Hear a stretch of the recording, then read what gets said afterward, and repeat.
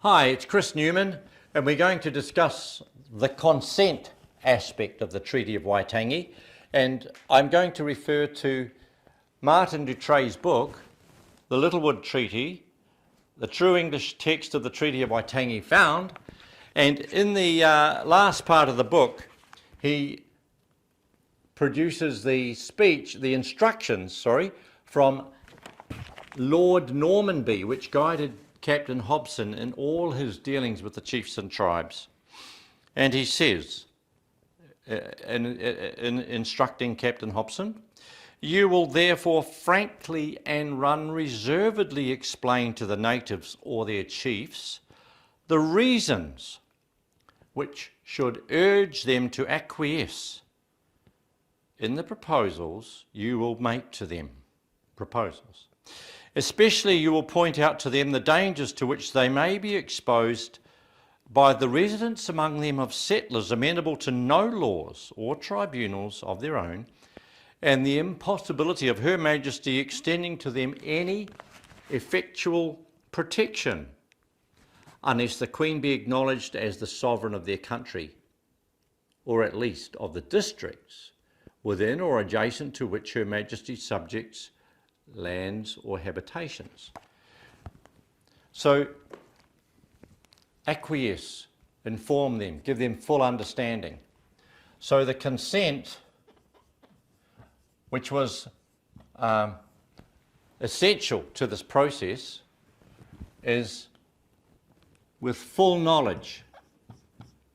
And this is an important point to understand, because Lord Normanby, Captain Hobson, the missionaries, everybody involved in this treaty was Christian.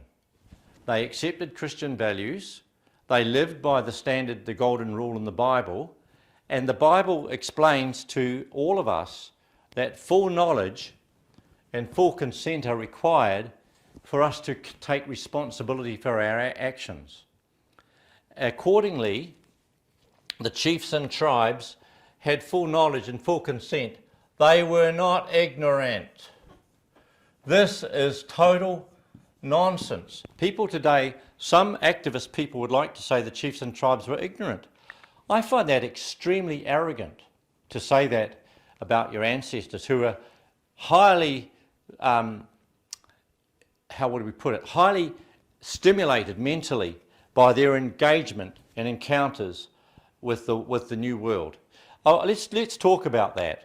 There is an interesting piece of research that's just been done that suggests that between 1820 and 1840,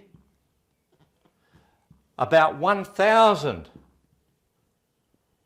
young Maori men went as sailors, whalers and adventurers, exploring the world.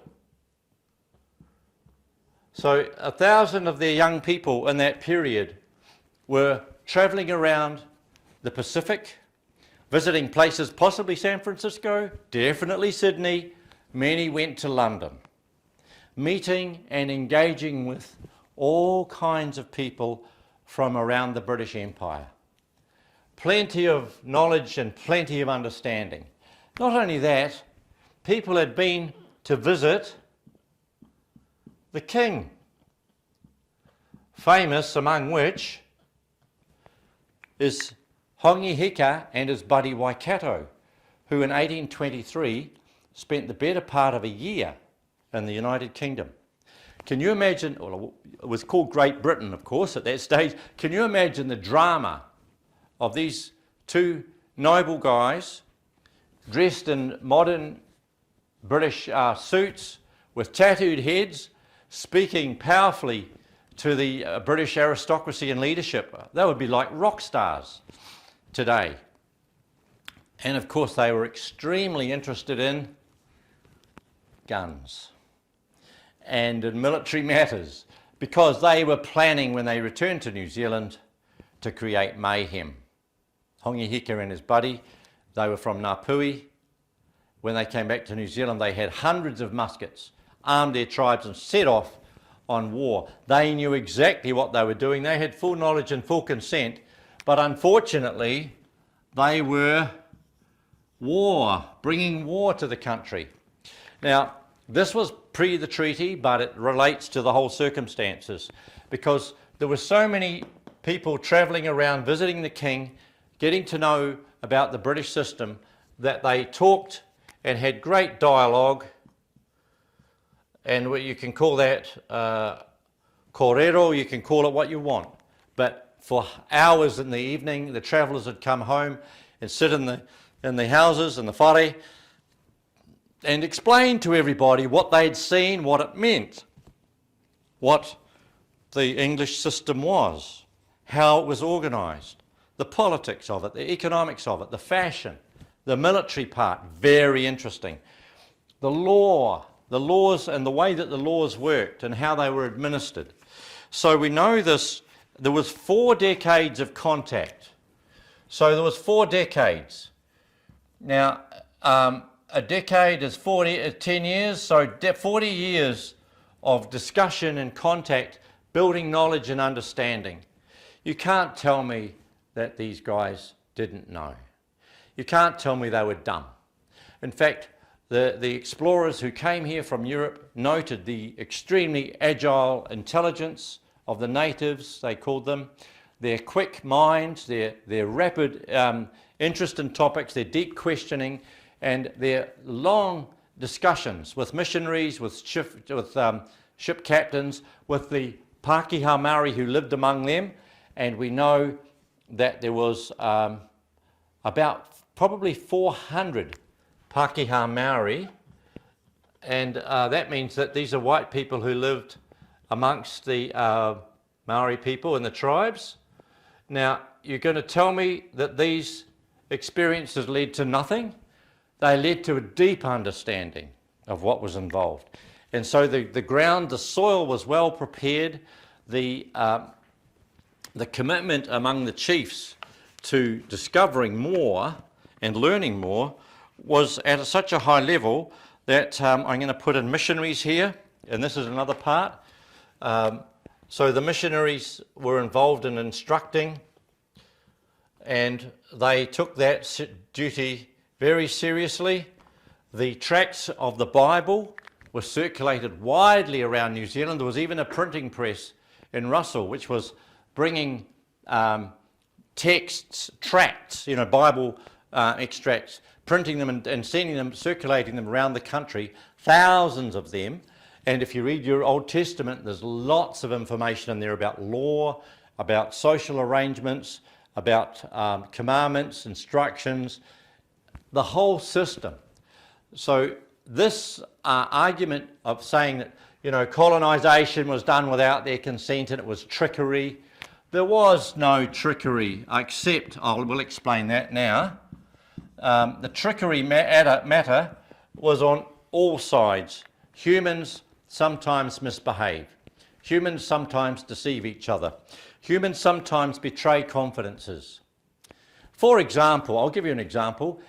When Hongi Hika and his companion Waikato were in England, they met with Baron de Terry at a social event and arranged in exchange for 500 muskets to give Baron de Terry 40,000 acres of the Hokianga. The Hongi Hika had no right to give that land, but Baron de Terry trusted him. He spent all his money on you can imagine 500 muskets was very expensive. When eventually he came down to New Zealand and arrived in the Hokianga, he found that there was no land for him, and Hongi Hika had taken the muskets, of course, years earlier and used them for his war. So let's not blind ourselves to this. This is a factor of human nature, but it is not built in to the consent process that was established by Lord Normanby and the British authorities when they instructed Captain Hobson to come to New Zealand and to invite people to give their consent to the treaty. Now, the Sydney thing is very interesting as well, because the Sydney is not that far away from New Zealand. To take a ship over there and get involved in trading was commonplace. Some of the chiefs were involved in trading pork and potatoes and flax fibre and timber, and their boats traded across the Tasman. When they went to Sydney, of course, they were involved in land transactions and meeting with the authorities. Even Samuel Marsden was running a school to train young Maori promising leaders in agriculture, reading, all the modern arts and sciences. So this matter of consent was so well established that these arguments are such bunk and are quite malevolent and vicious by people these days who try to create some lie around what really happened in 1840. And I find it extremely insulting to those chiefs and tribes and people of goodwill who worked together, gave their consent based on full knowledge. Of course, there's always some difference between cultures, but that is not the issue. And to elevate that to some extent is to make a mountain out of a molehill. The language of the treaty in Maori was written by missionaries who had been here 17 years. The Williams family had been living here 17 years among Ngāpuhi. They knew the language really well and wrote the first dictionary in 1845, or there was one earlier, but this is the most important one. And that makes it clear that everybody knew what they were communicating. So I think we need to throw away all this bad and nasty stuff, and the people promulgating it should be seen as provocateurs and agents of basically of cultural Marxism, I would say. I leave the point now. Consent was there, knowledge was there, everybody knew what they were doing, and they did it with a free will. Thank you.